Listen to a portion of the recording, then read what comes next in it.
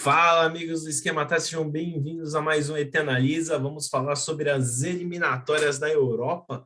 Então, aconteceu muito hoje, tivemos um vexame, tivemos uma peidolada e falta alguns outros confrontos decididos, mas antes a gente fala disso, até me embananei aqui no começo, sigam as redes sociais, Facebook, Instagram e Twitter, esse logo ao meu redor, já se inscreve no canal, deixa o like e vamos pro vídeo. Greg, solta a vinheta. Muito bem, gente, vou dividir tela com vocês aqui. Então, hoje começava o jogo das eliminatórias, né, da Europa. Para quem não sabe, primeiro a gente tinha a fase classificatória, né, da fase de grupos, o primeiro de cada grupo passava e os segundos colocados jogavam uma repescagem pela vaga. Então, o primeiro quadrado de repescagem é a Escócia versus Ucrânia, País de Gales versus Austrália. Os vencedores desses dois confrontos decidem uma das vagas. Escócia e Ucrânia foi um jogo adiado por motivos óbvios, por conta da guerra. E hoje o País de Gales eliminou a Áustria 2-1, com direito a um golaço de falta de Gareth Bale. Cara, eu não sei, eu acho que pouca gente sabe porque o Gareth Bale não joga nada pelo Real Madrid e sempre voa, né? O País de Gales só está indo disputar a vaga de Copa do Mundo por causa do Gareth Bale. Ele é o grande capitão, o grande nome. O jogador fez os dois gols. Inclusive, ele faz o gol de falta no primeiro tempo, faz o segundo gol no segundo tempo. Então, com 6 minutos do segundo tempo, estava 2-0.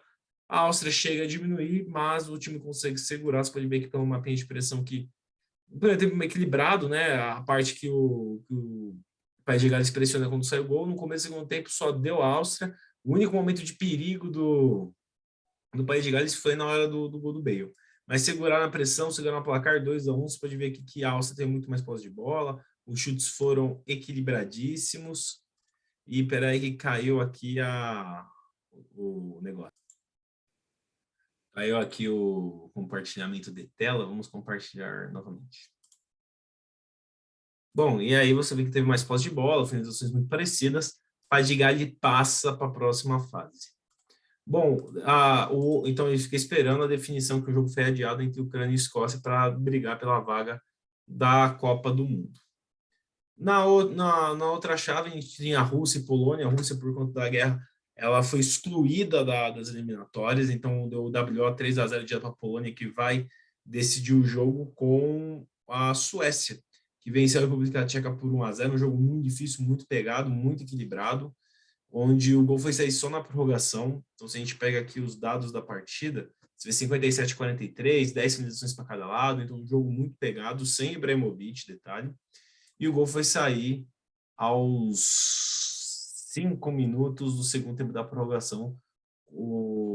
A Suécia passa pela República Tcheca. A República Tcheca foi uma surpresa agradável na Eurocopa, só que a Suécia também vem mostrando um futebol muito forte, um time muito bem montado, e temos Suécia e Polônia brigando por uma das vagas à próxima fase. E agora vamos para o supra-sumo. Primeiro vamos começar falando de Portugal e Turquia, né, que é o grande destaque, que é um dos grandes destaques do jogo. Bom, primeiro vamos falar de Portugal e Turquia, como eu falei. Deu uma embanada aqui porque tu passou um jogo do Brasil, eu dou umas olhadinhas aqui, mas enfim. Portugal recebeu a Turquia, era o grande favorito, Cristiano Ronaldo e companhia. Inclusive, Cristiano Ronaldo foi muito mal no jogo. Você pode ver que ele foi o pior jogador de Portugal entre os titulares, ficando atrás apenas dos laterais da Turquia, né, na avaliação geral. Se pegar até que os reservas, realmente o Cristiano Ronaldo não fez uma partida boa, né? Não foi o Cristiano Ronaldo. Mas Portugal conseguiu se virar, fez 1-0 com o Otávio, após uma pressão muito grande de Portugal, ali a bola sobra um rebote e o Otávio faz 1-0. Depois, no finalzinho do primeiro tempo, o Diogo Jota faz 2-0. Portugal 2-0 jogando em casa, como mandante. Portugal parecia que já ia passar, muito favorito, e no segundo tempo Portugal ameaça dar uma peidolada. Então, assim, até os 20 minutos do segundo tempo, 2-0 Portugal, classificação encaminhada, e aos 20 o Burak diminui 2-1 para a Turquia, e aos 43 houve o pênalti, que está 40, mas foi nos 43, um novo pênalti para a Turquia.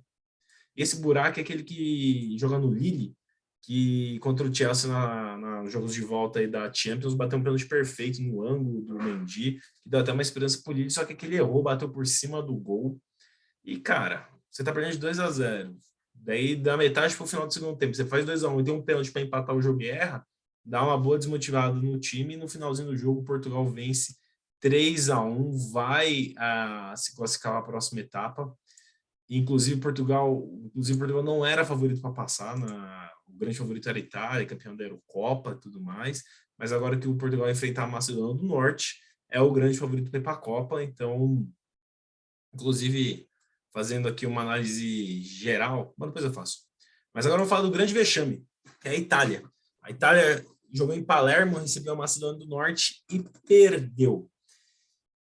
E vamos falar um pouquinho do jogo, depois eu vou falar um pouco do retrospecto da Itália, né? 1-0, você pegar aqui, ó, uma mapinha não é de calor, mas uma mapinha de chances criadas é tudo da Itália. A Itália teve o dobro de posse de bola praticamente, 32 finalizações contra 4. Assim, o que a Itália acertou no gol foi o que a Macedônia deu de chute no jogo. E também um grande erro de pontaria, né? 27 finalizações erradas. Você percebe que a Itália, cara, foi um show de incompetência. Era o grande favorito, teve 32 finalizações, só acertou 5 no gol. Apesar de não ter jogado um grande jogo, controlou a partida, teve as oportunidades, poderia ter vencido o jogo e não venceu. Tomou um gol no último minuto, aos 47 do segundo tempo. Uma bola que o jogador dá um chute de longe, rasteiro, cruzado no canto, e tem gente que falou que o Donnarumma falhou. Não sei, acho que não foi tanto assim, acho que mais mérito do atacante. A gente tem até que o atacante fez o gol, esse camisa. Foi camisa não, fez o gol? Quem fez o gol aqui? Foi. Não. Foi o que saiu do banco, foi isso? Vamos ver aqui. Enfim. Vai aqui, ó, camisa 9. Nossa, Trajkovic. Inclusive, ele jogou 4 anos no Palermo, que joga na cidade, no estádio, que foi a partida da eliminação da Itália. Itália, talvez o pior vexame da história da Itália, a segunda Copa seguida que a Itália fica de fora, mas não começou aí. A eliminação da Itália começa na fase de grupos. Na fase de grupos, a Itália era a líder do grupo, tinha 16 pontos, tinha 14 pontos contra. Tinha 14 pontos contra 14 pontos da Suíça. Daí, na penúltima rodada, enfrenta a Suíça em casa. Se vencesse o jogo, garantia a sua vaga direta à Copa. Daí empata em casa com a Suíça. E depois, na última rodada, apesar de uma vitória simples, empata com a Irlanda do Norte. Então, esses dois empates nas últimas rodadas, em casa contra o adversário direto. Inclusive, esse jogo, acho que que a Itália sai na frente, né? Cadê aqui os gols? Não mostra aqui o tempo do gol, né? Mas eu até acho que a Itália, se não me engano, a Itália sai na frente, toma um empate e perde a chance de se classificar já direto com uma rodada de antecedência. Quer ver quem fez o primeiro gol? Ah, não, a Itália empata o jogo, né? Quem fez o primeiro gol foi a Suíça. Então, sai perdendo e depois empata. Mas, de qualquer forma, empata com a Suíça em casa, sendo que era o jogo para a Itália se classificar. E depois a Itália empata fora de casa com o Norte em 0-0, acaba ficando em segundo lugar do grupo e acaba indo para essa repescagem, onde, de novo, tinha tudo para vencer em casa e eliminar a eliminação do Norte. E essa eliminação da Itália não é uma coisa que foi sendo construída. Depois do título de 2006, onde tinha grandes nomes como Buffon, De Rossi, Del Piero, Totti, enfim, grandes astros, Pirlo, Gattuso e tudo mais, a Itália tem aquele escândalo, né, do campeonato italiano, que desvaloriza muito a liga, que tira muito dinheiro da liga, tira patrocinadores, tira dinheiro de transmissão, a liga é muito desvalorizada, grandes times envolvidos no escândalo, tanto que depois dali as equipes italianas começam a perder muita força, Milan, Inter de Milão, Juventus param de ser protagonistas na Champions League, começam a ver times secundários, né, times que apenas participam. E é um reflexo, né? A Itália começa a ter vários donos, né? Começa a vender os clubes com gestões ruins, não consegue mais revelar grandes jogadores. Como eu falei, em 2006 você tinha Del Piero, você tinha Totti, você tinha De Rossi, você tinha Pirlo, você tinha Gattuso, você tinha Cannavaro, Buffon, e aí vai. Você tinha eu esqueci o nome do lateral. Mas, enfim, você tinha grandes nomes no time, a Itália parou de produzir jogadores top, mundial. O último grande jogador aí da Itália foi o Jorginho, que é brasileiro. Parar de produzir grandes jogadores, como eu estava falando. Como eu falei, estou vendo que o jogo do Brasil deu uma distraída. E, cara, o reflexo é que a gente está vendo. Campeão em 2006, daí em 2010 e 2014 cai na fase de grupos da Copa.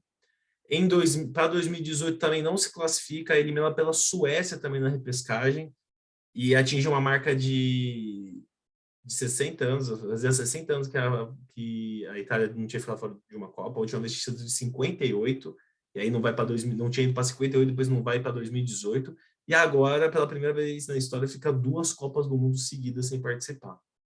Então, um momento tenebroso para a seleção italiana, muitas coisas têm que ser revistas, a Liga está voltando a se fortalecer, está voltando a ter grandes nomes, os times começam voltando a ser relevantes no cenário internacional, os clubes também estão sendo mais administrados, mas a Itália ainda não revela grandes jogadores, a Liga está voltando a ganhar força, mas vale aí de novo a questão da reformulação. Os jogadores de hoje da italiana são abaixo do nível dos jogadores de 2006, por exemplo. E também a questão de, tipo, hoje o grande jogador da Itália nem italiano que é o Jorginho, que é brasileiro.